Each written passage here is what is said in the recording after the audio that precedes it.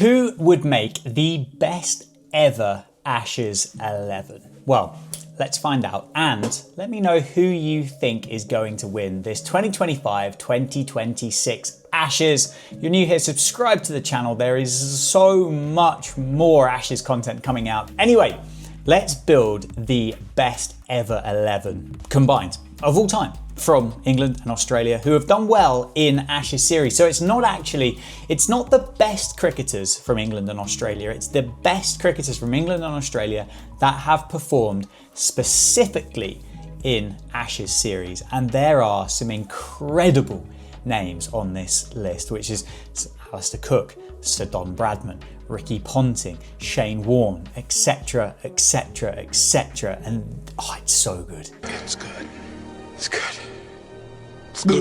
It's so good. And anyway, and I've got three substitutes as well to round out what's going to be the best Ashes squad of all time. I'm going to open the batting with Sir Alistair Cook. I'm going to start with an Englishman, controversially. Some of you Aussies, you might have already clicked off by now, but it does get better for you, I promise. Alistair Cook has played 35 Test matches against Australia, scored 7 runs short of 2,500, an average of 40, including 900s. England's greatest modern opener. There's no doubt about that. There's no question about it. You've probably got to go back to the 30s before you start to come to somebody that's got a comparable record with Sir Alistair Cook when you start thinking about like Hammonds and Sutcliffes and Barringtons and the like. And quite frankly, yes, those records are so impressive, but how relevant are they today? I don't know. I don't know. Records are there to be broken. They have been broken, but they're still phenomenally good. Anyway, clearly the triumph for his series or his career for Australia or in England, Alistair Cook, all of that other good stuff was 2010-2011, that victory in Australia. He scored 766 runs in that series, an average of 127. That's quite mad, isn't it? His temperament, the leadership, just so much about Alistair Cook made him an absolute competitor and a battler against Australia for England in these series. Opening the batting with him, we're going to go for a knight of the round table. We're going to go for Sir Don Bradman.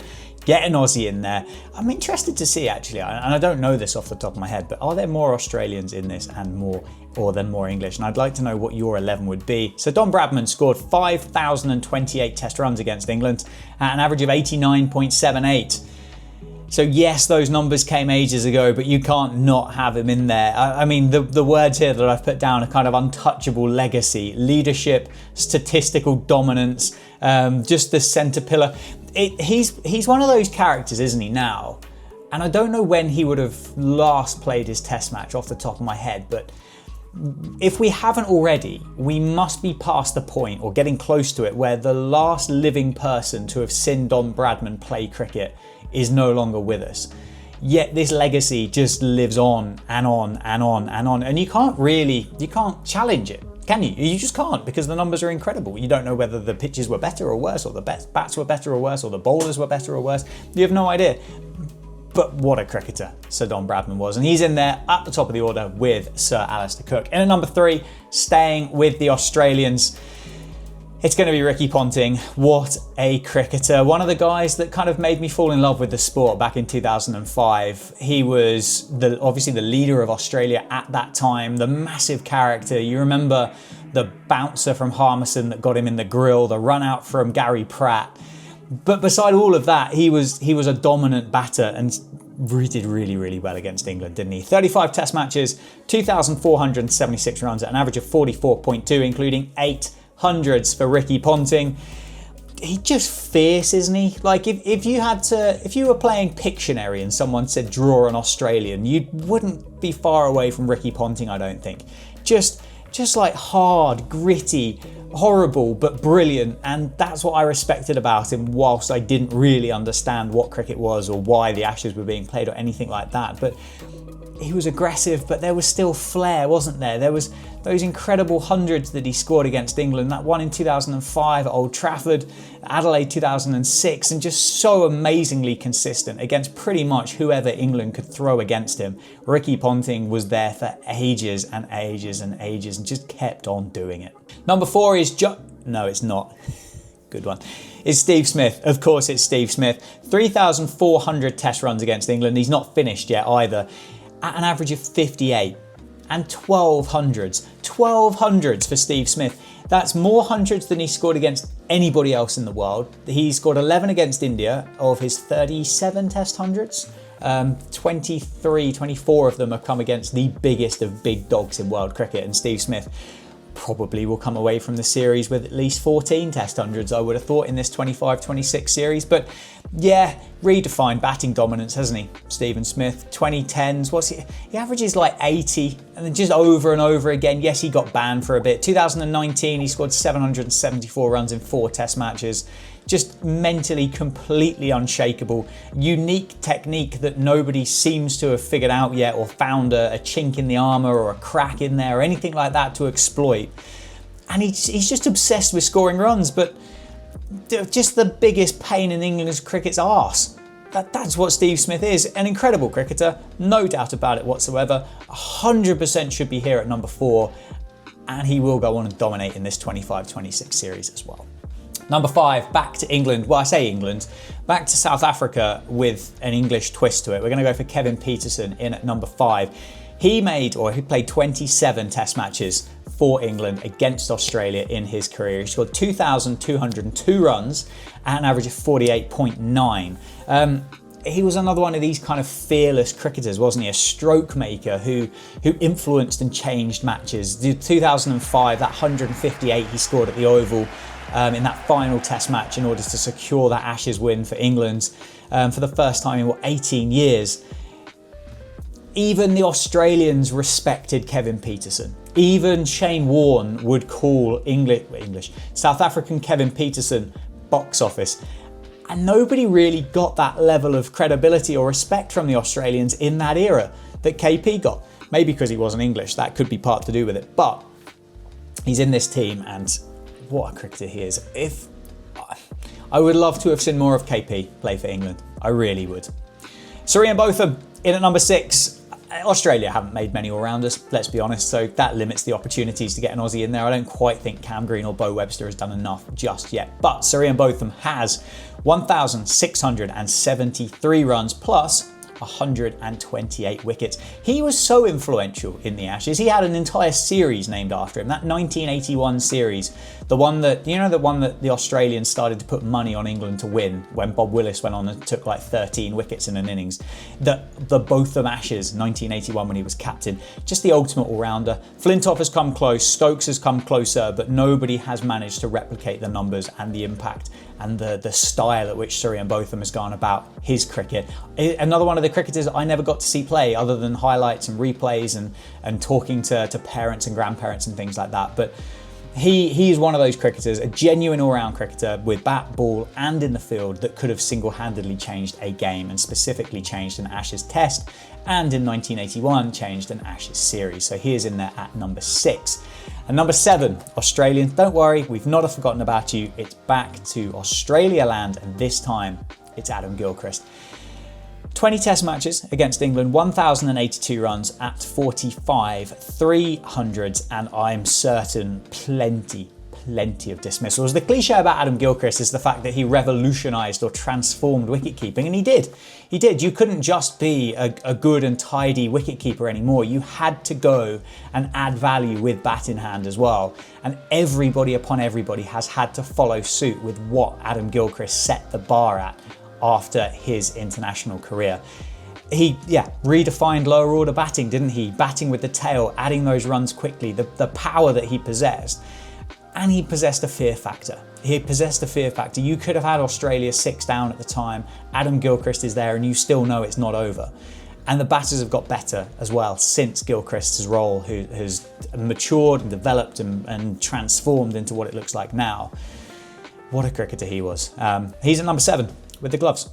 Number 8, sticking in Australia, it is of course going to be the legendary leg spinner Shane Warne. 195 Ashes wickets at an average of 23.25, one of which included the ball of the century, which kind of just pushed him to the forefront of world cricket, and he never looked back, did he? 36 test matches against England of just absolute wizardry. He had leg spinning deliveries that nobody else knew existed. And I'm not convinced anybody knew that they did even exist or whether they existed or not. But he had zooters and fluters and pooters and flippers and dippers and zippers and leggies and googlies and offies and left armers and straight honors and bouncers and sliders and you name it, Shane Warne had it.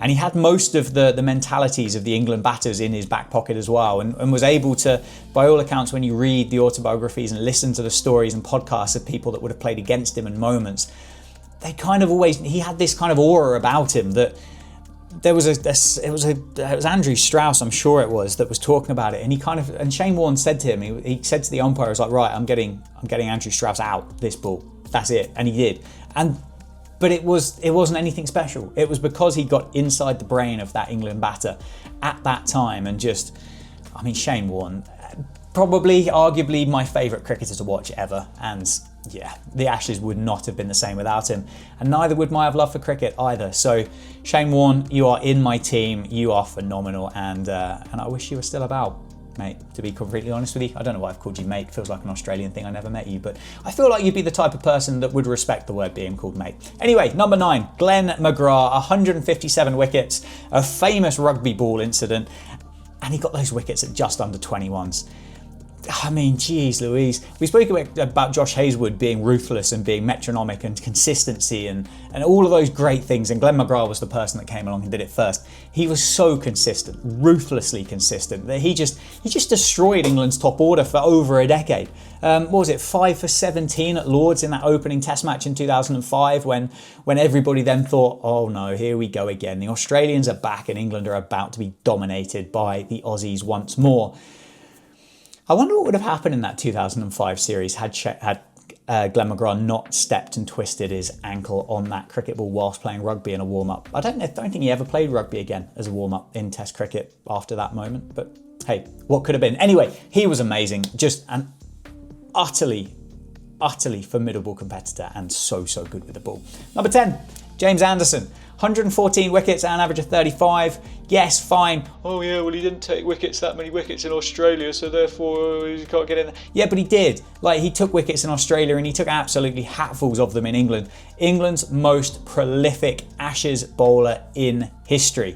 The mastery of swing, as I said, especially in those English conditions. He's rewritten the world of professional athletes, the world of fast bowlers, the longevity records. Is anybody going to go and take 704 Test wickets to beat him as a seamer? I don't know.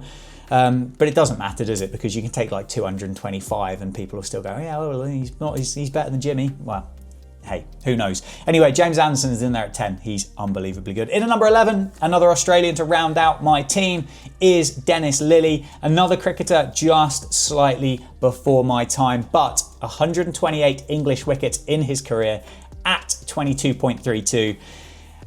And he just epitomised Aussie fast bowling, didn't he? He was just angry, pacey, hostile, just horrible. Like, you watch the replays and the highlights and the documentaries and things, and you watch Dennis Lillee and Jeff Thompson, and you're just scared.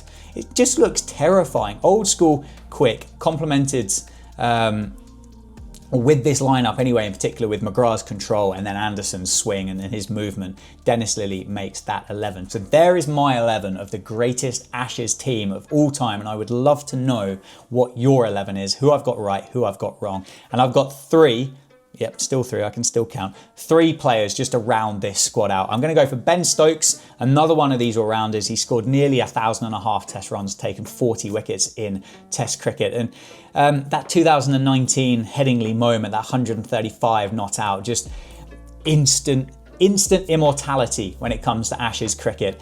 And I genuinely think he would be a cricketer that any Australian would just take in their team if they had the opportunity to do so, because of that unquantifiable ability to do something incredible. And Ben Stokes has got it. Now, my other why have I said that word? My other squad player, Michael Vaughan, 33 Test matches, nearly 2,000 Test runs, an average of 41 against Australia, plus obviously that captain during that 2005 series.